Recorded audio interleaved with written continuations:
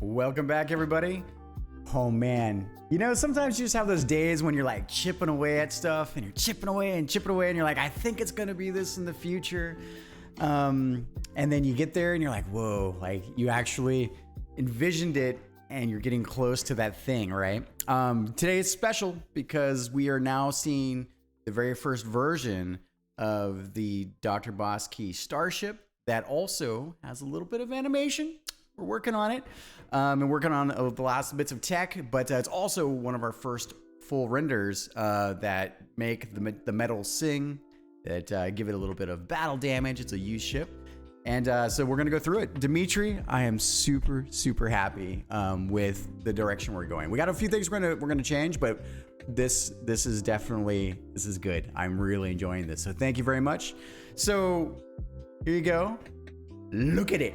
Look at it. So Dimitri, just right off the top, I like the animated bits.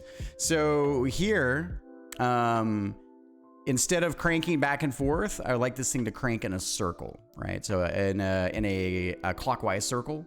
And then on the inside here, I want this to spin counterclockwise. And just the kind of gear pieces there. So, and I know we've got this kind of like additional octagonal housing here, but I think we could just spin the inner element. I don't think we need to spin the whole housing, but that's the main thing there. So main bits of feedback there. I think this is great. I really love to see the spin on the I don't know, the airfoil or the hydro, whatever this thing is. I need to get the right name for this. So, but I'm enjoying seeing just the little animated bits, right? So also here you guys can see for the first time we have this like scratched up kind of battle damage. I think we're maybe too much on just the meteoric kind of scratches. I like them, but I think we could also probably do just a little bit more wear on the body, because the patterns they're not bad. But I really enjoy that the metals, you can start to see the metals and then the highlights. Dimitri, I wasn't as down with the blue highlights over the windshield, but we could give it a try here.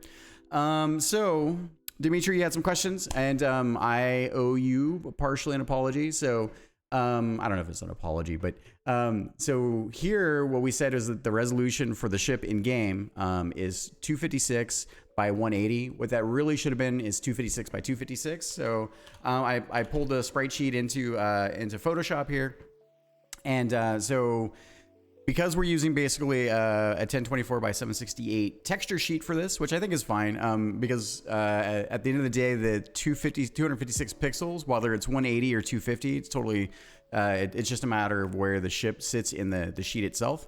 So, if we had any more texture resolution per ship, that would make the actual physical texture of the ship and engine bigger than what it is. So this is what I'm pretty comfortable with this ship. I can always scale the sprite, the textures if I want an engine to be bigger or smaller, but I think this is the right sweet spot. I really like we're going for basically the ship design that has a bit more presence than normal shmups. Like normal shmups and bullet hell shooters, like you got yourself a tiny little ship and then you're like, you're bobbing and weaving, and they do that because when you have so much space taken up by all these bullets, you really want to be able to navigate through them. So here, the only dangerous spot for us is here in the middle. As a side note, Dimitri, it might be worth if we can add a tiny glow to the inner bits here. Just maybe as they're spinning, like we have kind of a subtle highlight that gives it a reddish pulse, right? But as I was saying before, so we're gonna go clockwise spin for the outer ring here, inner or counterclockwise spin for the inner, danger elements, if you will. The what is that? A universal symbol for hazard, the inner hazard area, right? And then I'm going to show you an engineer in just a second. And then I think the other thing I want to take a look at is in this sheet, I've purposely this one's center, this one's up like two pixels higher because 256 by 256, that's my approximate, and this one is 2 pixels lower. And technically, I know that my main guideline here, so you can see this green guide here, it's easier to see if I turn these on in Photoshop. So I know like this is the center green guide in my divisions. My pixels are 256 for every major division on the sheet itself. and then I just basically each one of these is just a row, right? So the good news is that I just took the top row and I duplicated it into the bottom. So we have 12 frames of animation, so we can get a much smoother rotation animation here, and for other little bits and bobs. Like, it's the hero asset, so spending the higher resolution, having a bigger sheet is good. So I'm pretty happy so far. So that's what I've got. Let me flip over and show you the bits. Yeah, so here she is. Now you can see that subtle bob up and down.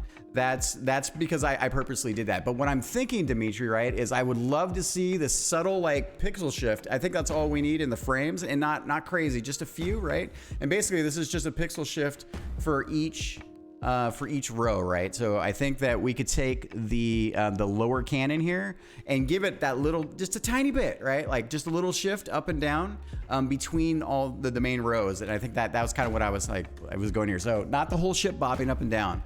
But yeah, so here she is, Star Clash DBK Starship. Oh, I'm excited.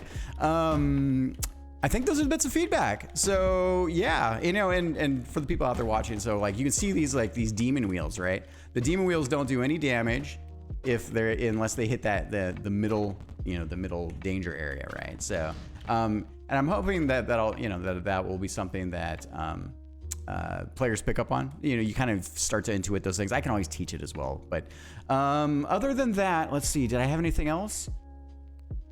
Yeah, okay. So then, yeah, so Dimitri, what we do is the next ship, the individual asset should be 256 by 256. That will 1024 by 768 is our biggest sheet. We can do one resolution up, but we should do the downscale to 768 and make sure that we do bicubic. So it's the best, we get the best downscale resolution and while maintaining the lines. So and you know what that is from basically when we do this, right?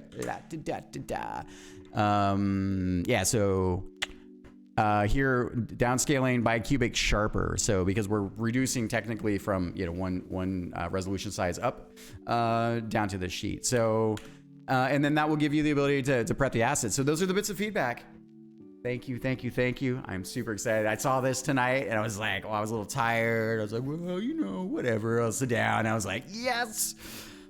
Without further ado, I'll talk to you all soon. Thank you very much for all the comments and feedback and voting. I'm looking forward to sharing this, and I'll get this up to you soon, Dimitri. Bye.